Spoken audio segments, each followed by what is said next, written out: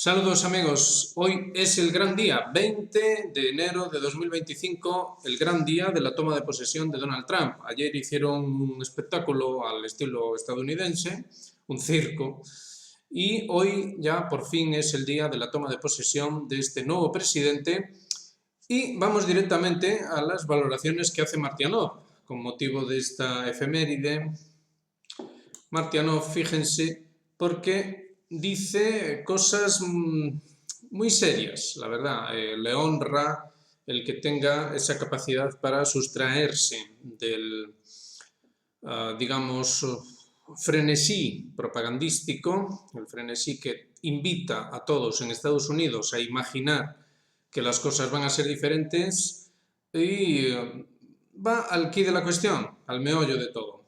Fíjense cómo trae a colación la cuestión de la famosa, aunque olvidada, contraofensiva ucraniana, aquella de 2023, aquella contraofensiva, antes de la cual los rusos ofrecieron a Ucrania un alto el fuego navideño.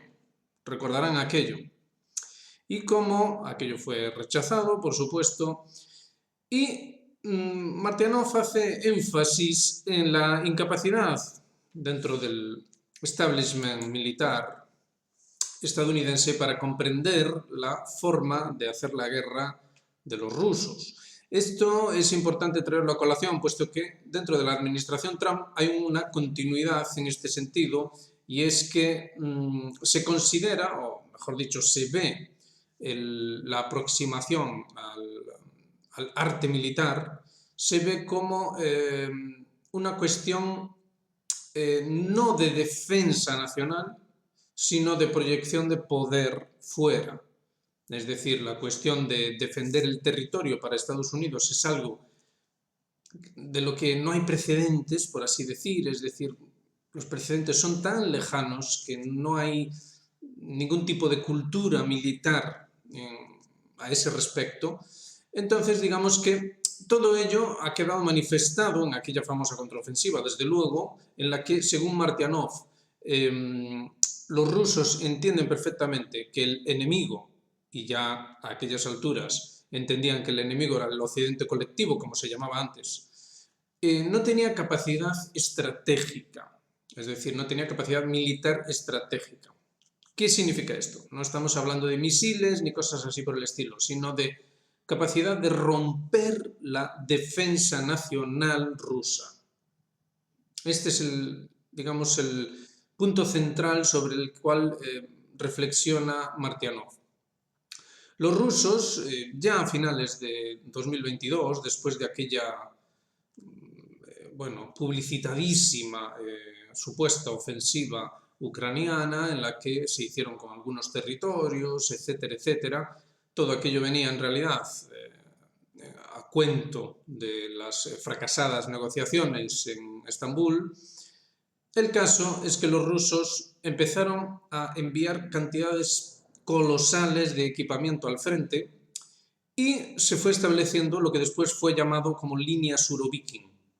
Lo que estaban haciendo ahí los rusos, y nadie entendió en aquel momento, y tampoco parece que al menos en el mundo de la OTAN todavía se haya hecho un análisis al respecto, es que los rusos pusieron ahí en práctica precisamente esto, una estrategia de defensa nacional. Entonces no es solo la cuestión de la guerra de desgaste, de la que tanto se habló, desde luego que sí que es una guerra de desgaste, pero dentro de un enfoque estratégico de defensa nacional. Eso era la línea Surovikin. Entonces los rusos tienen capacidades en ese sentido que sencillamente, y esto se vio con la contraofensiva, sencillamente son inabarcables para el occidente colectivo.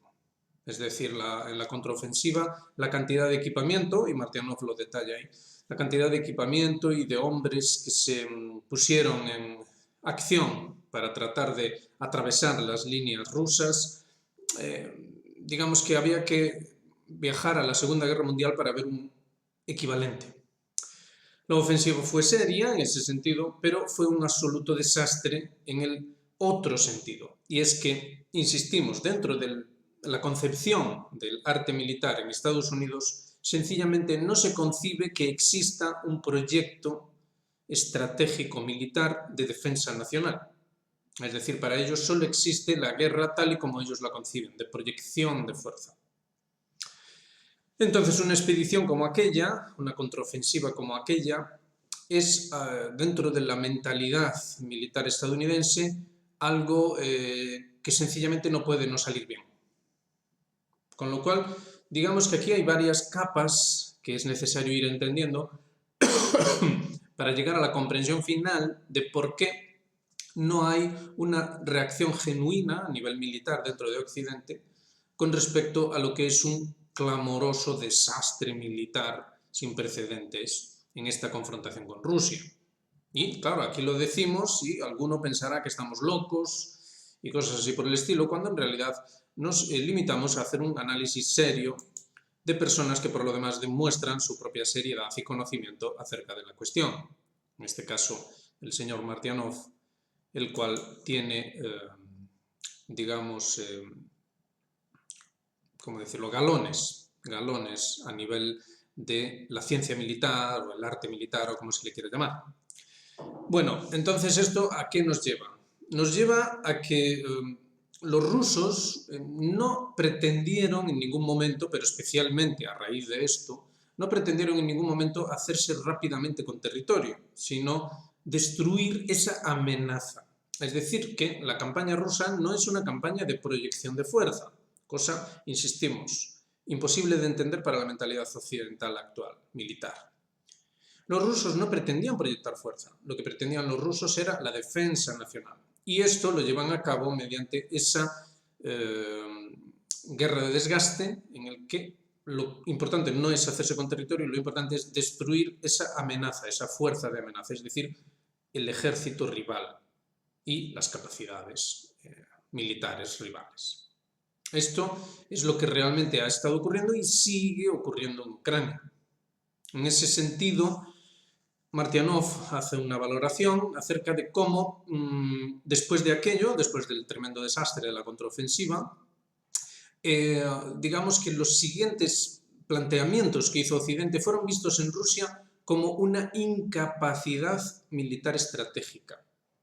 Y cuando ocurrió, por ejemplo, la invasión de Kursk, digamos que en ese sentido no creó gran nerviosismo o preocupación en Rusia, puesto que ellos ya comprendían perfectamente que no tenían realmente, la OTAN no tenía capacidad militar estratégica como para realmente presentar una amenaza a la defensa nacional rusa. Esto, digamos que es el marco en el que Martyanov nos pone sobre aviso acerca de una incapacidad de comprensión que va a llevar a una derrota total y absoluta con Rusia en esta guerra, cosa que en realidad ya ha ocurrido, ya está ocurriendo, pero que, teniendo en cuenta que no hay ningún tipo de conciencia acerca de dicha derrota, pues obviamente esto va a ir a más y va a acabar en un desastre difícil de imaginar realmente. Entonces Martyanov continúa y fíjense cómo nos apercibe acerca de esas pérdidas ucranianas a lo largo de toda la operación militar, que, como ven, sobrepasa 1 millón entre muertos y heridos. Es decir, aquí estamos en cifras que, insistimos, habría que irse ya a la Segunda Guerra Mundial para encontrar un precedente adecuado. No había habido una guerra de estas características desde la Segunda Guerra Mundial, nos pongamos como nos pongamos. Hubo ciertos conflictos calientes con cierta intensidad, el caso coreano quizás sea el más destacable, pero nada que se pueda comparar a un nivel estratégico de potencias, digamos, donde se lleva a cabo un intento auténtico, un intento genuino de aniquilación del contrario. Es decir, la campaña ucraniana de contraofensiva perseguía precisamente esto. Después de aquel frenesí, de aquellos avances que, bueno, fueron vendidos en la propaganda occidental como el descalabro de Rusia y todo aquello, digamos que la contraofensiva perseguía la destrucción del ejército ruso y, bueno, darle la vuelta a la guerra y infligir una derrota estratégica a Rusia, como no paran de repetir los diplomáticos rusos. Entonces ahí lo tienen. Fíjense que Martyanov destaca dos cosas. Uno, Kellogg, que es el gran hombre que ahora tiene Donald Trump al cargo de esta cuestión, no comprende absolutamente nada. No está comprendiendo absolutamente nada. Es decir, en ese sentido tenemos una continuidad absoluta. Y después fíjense en ese post-scriptum cómo esa frase, usted no puede confiar en los estadounidenses y su palabra. Esa frase ya nos la había destacado antes Martyanov y esa frase es reciente y es del señor Ryabkov. Entonces, ojo porque Martyanov lo que nos trata de apercibir es acerca de que hay una incapacidad absoluta para comprender qué es lo que está pasando y que esto va a tener implicaciones serias. Y entonces continuamos con el análisis que hace este autor de las palabras de Medvedev, que le parecen muy significativas y nosotros opinamos lo mismo, nos parecen realmente muy significativas. Medvedev dedica un articulillo al legado de Biden, ¿no? Y con su habitual sentido del humor y su estilo tan ácido y corrosivo y provocador por lo demás, pero que después de todo se trata de probablemente el número 2 en el organigrama de poder en Rusia, con lo cual, pues bueno, hay que prestar atención a lo que dice este señor. Y vaya, él dice que básicamente Biden pues tiene esas características que estábamos analizando. Es decir, básicamente hay una inconsciencia dentro del establishment estadounidense de qué es lo que realmente pasa y por qué. Y lo único que hacen es, digamos, que meterse en un cenagal, en un atolladero y cada vez la situación es peor y peor y peor. Entonces, cuidado, porque Medvedev dice claramente que una normalización de las relaciones entre Rusia y Estados Unidos, y tengan en cuenta que ahora mismo, mientras estamos hablando, no hay embajador ruso en Washington, una normalización de las relaciones entre Rusia y Estados Unidos dice que llevarían décadas conseguir llegar a un punto de normalización. Pero es que dice que, en su opinión, ni siquiera las necesitan en absoluto. Es decir, que Medvedev está ya planteando a corto plazo, o como mucho al medio plazo, un panorama en el que Estados Unidos desaparece, al menos como potencia relevante. Ojo con esto, Y después nos destaca Martyanov también otra cosa que nos parece muy, muy significativa, que es Zaharova. María Zaharova hizo unas declaraciones en las que, y esto tiene que ver con el vídeo que hacíamos ayer, revísenlo, en torno a los crímenes de guerra que se efectuaron y de los cuales están saliendo pruebas en Kursk por parte del ejército ucraniano, pero es que, bueno, todo el mundo sabe, y esto, bueno, no es precisamente información poco fidedigna, de que allí hay de todo. Es decir, como mínimo hay mercenarios, pero realmente hay, digamos que la OTAN tiene una posición clave en Kursk. Entonces, a raíz de los crímenes de guerra y las atrocidades, Zaharova habla de que esto no se va a quedar así, de que los individuos vinculados a estas atrocidades en territorio histórico ruso, porque parece que no se acaba de entender esto, la gravedad de esto, las atrocidades, los individuos están siendo identificados y que esas atrocidades no quedarán impunes, sino que se buscará y se juzgará a los involucrados en esto. Esto, obviamente, es de una gravedad extrema, puesto que es bien sabido que, en última instancia, los responsables de esto, pues bueno, son los dirigentes occidentales, nos pongamos como nos pongamos, queramos o no. Entonces, ¿en qué lugar deja, digamos, las buenas intenciones espectaculares y circenses de Donald Trump en torno a la confrontación con Rusia, todo esto? Bueno, obviamente lo deja en una imposibilidad casi absoluta de llegar a nada que sea favorable para Occidente. Entonces, como ven, el tiempo va pasando y las cosas, digamos, que van colocándose en su lugar y las perspectivas para Occidente son cada vez más y más funestas. Recuerden aquello que decíamos ayer, en el vídeo de ayer, del error fatídico para Occidente de la expansión de la OTAN, en palabras de Kennan en febrero de 1997. Palabras que ahora resultan totalmente proféticas. Entonces, ese punto fatídico es en el que estamos entrando ahora. Entonces, Ucrania se está desmoronando, Chasiv Yar es ya casi una plaza totalmente tomada por los rusos, la caída de las últimas posiciones importantes en el frente, dentro de lo que era la primera línea del frente, es decir, la última línea fortificada antes del Dnieper y antes de las aglomeraciones urbanas de Slaviansk, Kramatorsk, etc., han caído, están totalmente rotas. Las tropas ucranianas muy difícilmente van a poder ofrecer gran resistencia en lo sucesivo. Además, insistimos, ya no tienen posiciones fortificadas en muchos de los puntos clave del frente, con lo cual, bueno, lo que cabe esperar en el muy corto plazo es un descalabro absoluto y veremos qué pasará con Ucrania como Estado. Recuerden que se estaba incluso dudando de la continuidad del Estado ucraniano, en palabras de los dirigentes, es decir, no es cosa nuestra, sino que es información que está ahí fuera, información que quizá no se le está prestando demasiada atención debido a que las implicaciones son demasiado serias como para ser asumidas. Y entonces por eso nos encontramos en esta situación. Ahora bien, la información está ahí, y fíjense lo que nos dice Foreign Affairs. Es tremendo lo que nos están diciendo hoy mismo, este artículo de hoy mismo en Foreign Affairs. Fíjense, Richard Fontaine dice que la administración Biden-Trump, la política exterior, tiene una estrategia extraña de continuidad. Es decir, nos está hablando de algo que durante todos estos años nos vendieron como que era una conspiración o algo así, que no había continuidad, no tenía nada que ver, hombre, no tenía nada que ver Obama con Trump, ni Trump con Biden, ni Biden con Trump.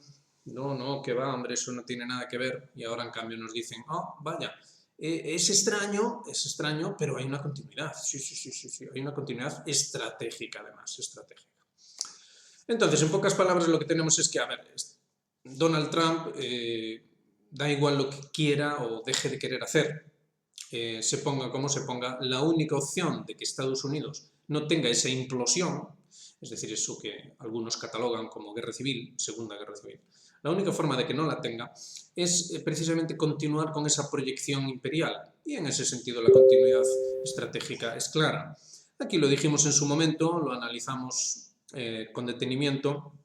A raíz de aquel extraño atentado, aquello de la oreja de Donald Trump, hubo un cambio muy definido en la actitud de Trump y de su administración y digamos, un poco menos que una luna de miel, poco menos, con la administración Biden. Es decir, un entendimiento asombroso. Se terminó toda aquella retórica de confrontación absoluta entre las administraciones y, bueno, es poco menos que un vals maravilloso que está llevando a Donald Trump a la continuidad de la estrategia imperial que llevaba el señor Biden. Esa misma estrategia de la que nos estaba advirtiendo Martyanov y traía a colación las declaraciones de Medvedev, el escrito de Medvedev, y cómo Medvedev concluía que ni siquiera necesitan tener relaciones.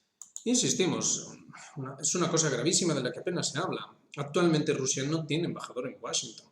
Esto es de una gravedad extrema. De hecho, si realmente Washington quisiese, digamos, restablecer las relaciones o incluso la amistad con Rusia, lo primerito que tendrían que decir es, bueno, manden ustedes un embajador, empecemos a trabajar seriamente, empecemos a hacer las cosas bien y ya todo va a ir por sus pasos contados. Pero no es así en absoluto, simplemente no se habla de ello. Simplemente Donald Trump trata de jugar ese aspecto retórico para mal, en el cual Estados Unidos va a imponer su poder y nadie va a poder hacer nada y los rusos se van a tener que amoldar y los chinos se van a tener que amoldar y todo el mundo se va a tener que amoldar. Bueno, no hay nada de eso, así que queríamos sencillamente llamar la atención acerca de cómo efectivamente, ya ven que el análisis que vamos llevando durante estos meses se demuestra acertado. La continuidad entre las administraciones estadounidenses sencillamente es absoluta, es total y absoluta, por encima de algunos detalles, como dice en el artículo de Foreign Affairs, que dicen que bueno, hay algunos detalles de forma, pero que el fondo es exactamente el mismo. Y esto es debido a que Estados Unidos sencillamente solo tiene bazas en ese sentido. Pero ojo, porque no es solo Estados Unidos, es también Europa. Si Estados Unidos renunciase al imperio, básicamente pasaría así de rápido a ser un país del tercer mundo. Nos pongamos como nos pongamos, es así. Esto parece que suena a, bueno, declaración provocativa, este señor está loco, etcétera, etcétera, pero no. A ver, es una absoluta obviedad. Estados Unidos tiene problemas internos enormes y digamos que esos problemas son solapados por esa capacidad extorsiva del dólar a nivel mundial. Es decir, en el momento en el que esto se venga abajo, hemos terminado. Y en eso, el último apunte con respecto al buen análisis que hace Martianov, fíjense cómo Martianov sí entiende los diferentes aspectos en juego dentro de esta batalla mundial y hace llamada acerca de esas declaraciones de un importante banquero ruso que dice que es necesario deshacerse del SWIFT, es decir, de ese sistema de pagos que, entre otras cosas, garantiza el dominio del dólar, con lo cual el dominio de Estados Unidos a nivel financiero mundial.